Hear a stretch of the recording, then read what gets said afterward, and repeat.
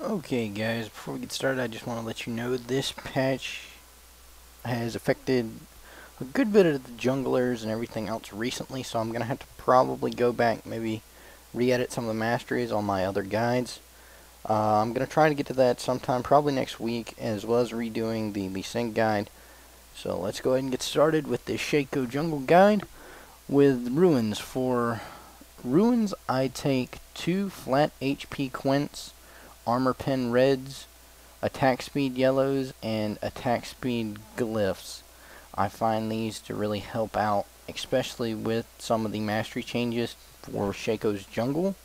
And just, I find that the quints are really useful for helping him stay alive since they changed his base HP around. Now, I'm not going to go ahead and try to pronounce all the new masteries because I cannot for the life of me. There's just way too many of them now.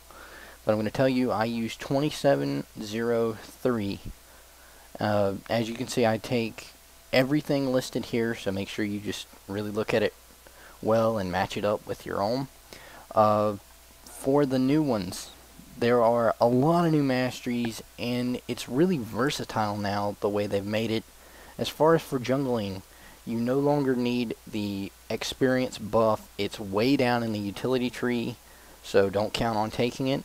I find these masteries right here to just enormously boost and help Shaco's early game.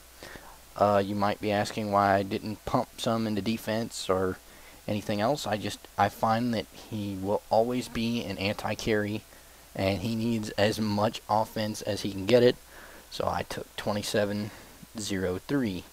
Now for jungle pathing and routing, you want to start out with a cloth armor and 5 HP pots. Place 2 boxes right at mini golems right here, and there you go. There's your second one. You walk up to red, go ahead and place 3 boxes at red. Depending on what time you get down there, you want to be really careful because you don't want your first box at mini golems to disappear, but you place 3 boxes at red. If you only get 2 down before you run up and smite the blue wraith, that's fine. Go ahead and smite it, run back down. If you only get 2 up, don't worry about it. Just go ahead and do mini golems. Now this should take you to level 2. Go ahead and pop an HP pot so you don't get too low, and finish it off. Next you want to grab your shiv as you level up, but you want to place a 3rd box before you do red. Then you do red. Finish off the little golems. Now it used to be pre-patch, this would get you to level 3 and you'd run around and start ganking. After, you have to kill 1 more mini wraith before you gank, so just go ahead and kill the whole camp, then run around and see if there's any ganks. For this certain clip, there really wasn't, so I just went ahead and cut out all the other content until you actually see me countering a gank up top and getting a kill on Xin. This match wasn't really trying to counter a lot.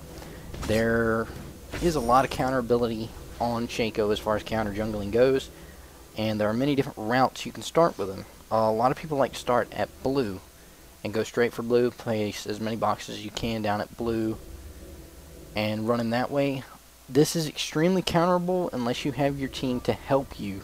So if your team doesn't want to help you and in solo queue, we're just going to go ahead and assume that your team wants to be douchebags and not help you. You want to go ahead and definitely make sure to start at red. This route is a lot less counterable than starting at blue, and you get a lot earlier ganks. For me, I like to stay in the other side of the jungle, the enemy jungle, and just kind of harass them a lot more with Shaco than any other jungle champion that I jungle with.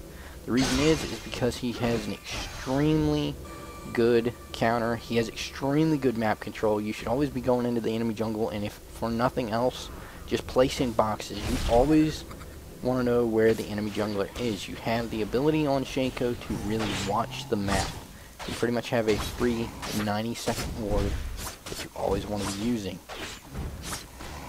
So be sure to just always use that. Now, there's a lot of tips and tricks to Shaco. He's one of the most versatile champions probably in the game build-wise, but I build him AD. For build, you want to go ahead and turn your cloth armor into a Wriggles, get Berserker's Greaves for boots. I don't recommend mobility. A lot of people will run mobility, but I have no trouble catching up to people on Shaco. Go ahead and take Berserker's Greaves and Zeal. What this is going to do, it's going to give you a large movement speed boost very early on and help you really to be able to close gaps and kill targets. You want to remember as playing Shaco that you are above all an anti-carry. Shaco is very good at psychological warfare. You want to make people think that you're going to gank, that you're ganking. You don't want people just pushing too far up on your team. Just kind of tell them, hey, sit back and wait for a gank. It's very easy to gank on Shaco. You pretty much just pop in with your Q. And you don't want to use your Shiv until you have to as a last second resort, because it acts kind of as a red slow. Think of the slow on red buff when you auto attack targets, as long as you don't use the Shiv. With the recent changes to the boxes, you can now drop a box in front of the target, lead that box, place it in front of the target, and they will run into it and get feared. It is still a little buggy, so sometimes they won't go off, but I like to roam around on Shaco a good bit. If you can find targets that you are able to 1v1, that is excellent. That is where he excels. He really just puts out a lot of hurt. For dragoning on Shaco, at level 6, Shaco has the ability to solo dragon as long as you have a Wriggles. What you have to do is place a box down right underneath dragon, pop into your ult. If dragon aggroes you, then go ahead and Q behind the dragon and keep attacking it this way until you finish it. Your clone does proc Madrid, so you will finish dragon by yourself at level 6 very early on. This gives some excellent dragon control as far as Shaco goes. There's really no reason why you shouldn't be doing dragon unless you feel that your team just can't keep their lanes occupied enough. Now for build now, you want to go ahead and build after you get Zeal built. You want to go ahead and build a Black Cleaver. Now after Black Cleaver, you want to build a Phantom Dancer. After your Phantom Dancer, you really should have the ability, once you have a Phantom Dancer and a Black Cleaver, you should have the ability to really tear down any enemy carries that you come across. Remember, you're an anti-carry. You should not be attacking tanks. The most important thing to note with Shaco, and a little trick that I like to do just first and foremost, is make sure that you know how many CCs the enemy team has. It's very important, because you want to come in after all the major CCs are blown and be sort of a cleanup crew. You want to go ahead and queue in, position yourself, always position yourself with Shaco behind the target. The reason is your passive is extremely helpful while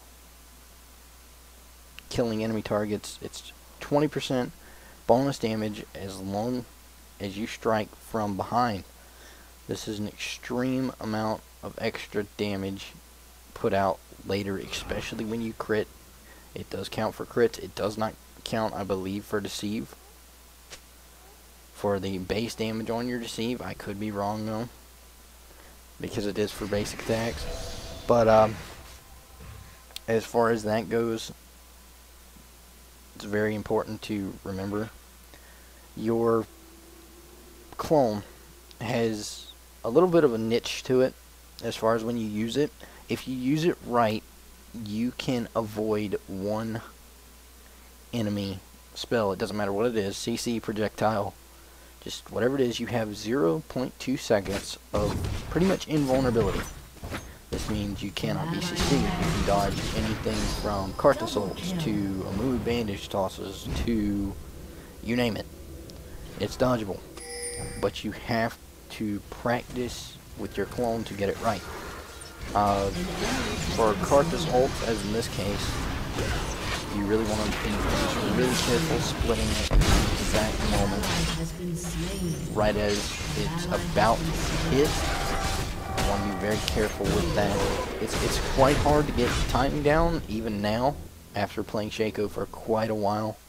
After all the changes, I still don't get it down all the time. But you just want to remember to keep doing it. And really, the most important thing to do with Shaco is practice. You need tons of practice. He's a very hard champion to play. There are multiple ways to build him, but I find this one to be the best. So I wish you guys best of luck, and I hope this guide helps a good couple people to become better at Shaco. I've seen all kinds of Shacos recently, and you know, I just really kind of been displeased at what I've been seeing. For this little tidbit, I want to give you guys just an example of Shaco's ult. Really, I felt that it needed an example. Let me show you two clips. One where I completely fail at dodging across the ult, and another where I get it right. Just to show you guys the time difference, so you guys know. And also, I wanted to clarify on complete build at the end. After you build the Black Cleaver, you're going to want to build an Infinity's Edge and a Banshee's Veil. However, which one you build first is up to you. If you're having a lot of trouble with CC, you want to go ahead and build the Banshee's Veil. If you're having a lot of trouble dishing out enough damage, which you really shouldn't be, you want to build an Infinity Edge. The only thing you're really going to have to worry about is Thorn Mail, in which case, or heavy armor stacking. If there's a lot of armor stacking going on, you can sell your Black Cleaver in-game and buy a Last Whisper, but really you want to do that as a last resort. If the game just goes on so long and you have all these items, and you still have a lot of money to spare, go ahead and sell your Wriggles and buy a Bloodthirster. But the main thing just remember is you are an anti-carry, you should be shutting down carries and backdooring and split pushing when it's possible. Because he excels extremely good at this, because he's pretty much ungankable if played right. You just want to remember to use vision and place wards and boxes throughout the game. It's very important, but I hope this guide once again helps you guys become better Shacos, and just really to learn and play one of the personally most satisfying champions that I've played in this game so far. So, good luck, and if you see me online, feel free to drop me an invite and give me some feedback. I'd love to hear it from you guys. So, thanks again, and enjoy the guide.